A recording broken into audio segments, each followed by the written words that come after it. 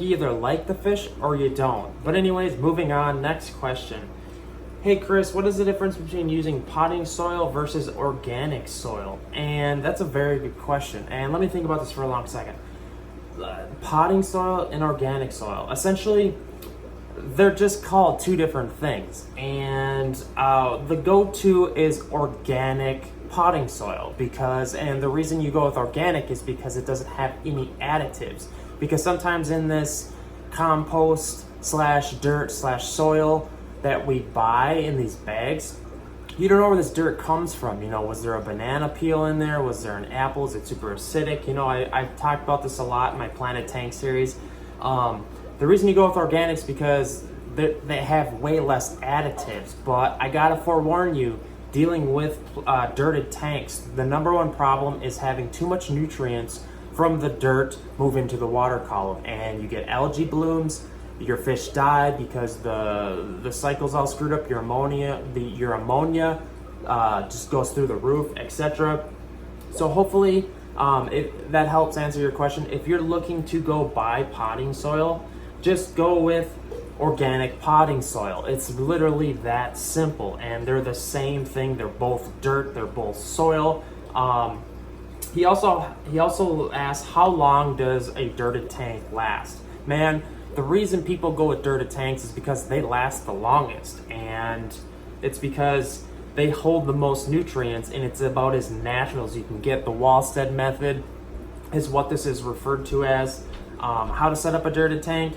What I would do is go with 2 inches of dirt slash soil. I would actually go out to the woods and take it out of the ground myself, but I would make sure it comes from an area that I know there hasn't been sprayed for insecticides or herbicides or all that stuff, and that way it's more natural. Because some of this some of this potting soil and topsoil you buy in a bag, it just has way too much nutrients in it because it's fresh from the compost site, and it can actually be problematic. I would go out and get dirt naturally, but if you live in Chicago and that's impossible, you're just gonna have to rely on more water changes and just go with that. So hopefully that helps.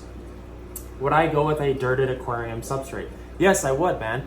My advice would be, if you haven't done it before, go with a smaller tank. Just kind of dabble with it and see if you like it. A 10-gallon would be the perfect size. I have a 40 here in the fish room. It's really exciting. A lot of people, I feel like it's split down the middle. You either like dirted tanks or you go with an expensive substrate, a planted substrate. And it's a dirted way is a great way to go, except plan on just doing tons of water changes at the beginning. And once you're past that, it's going to be just great for plants, because plants, there's nothing better than freaking Mother Nature in itself, and that's what the plants grow into, you know, Mother Nature. So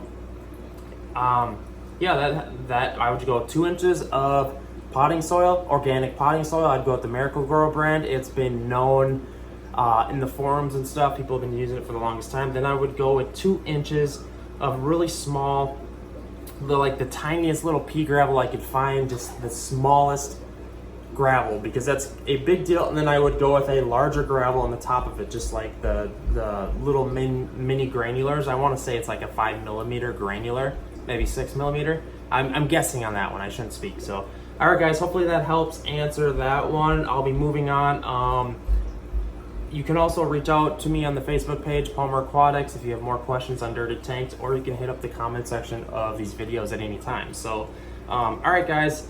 Organic soil versus potting soil. How long does the dirted tank last? How to set up a dirted tank. Hopefully that helps answer it.